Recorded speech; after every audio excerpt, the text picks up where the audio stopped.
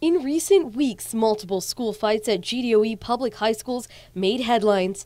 Officials from the Guam Department of Education are aware of at least 4 videos this year, one from JFK, Teason, and 2 at Simon Sanchez High. The majority of our kids are not committing these acts of violence.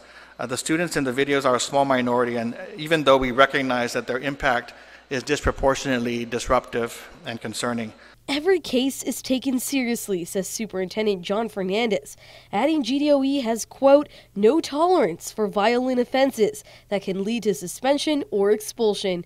GEP Chairman Mark Mendiola also testified, saying fighting comes from, quote, outside of our schools in the community. It is as if the Guam Department of Education alone is supposed to solve the issues of violence between young people. This is not just solely on the superintendent. This is beyond the superintendent, as I mentioned in my testimony. Understood, Mr. Mendiola. So I asked, why are there other people around the table? Mendiola wondered why the Guam Police Department, village mayors, and other community stakeholders weren't called to participate in the oversight hearing, resting responsibility solely on GDOE.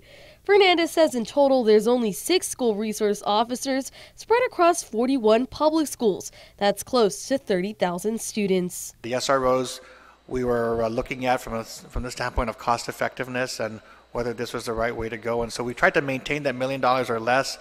But even at that, having 6 SROs this year that we were able to support, they're on a rotational basis. So when one of the incidents happens at a school and the SROs are not there, it kind of defeats the purpose for the protective factor that we intended. A major roadblock in preventing the hiring of more SROs and staff, he claims, is budget concerns that prevent the reclassification of teachers and hiring of more safety staff. Senator San Augustine responds. If we had the means to give you the funding you needed, you would have gotten it.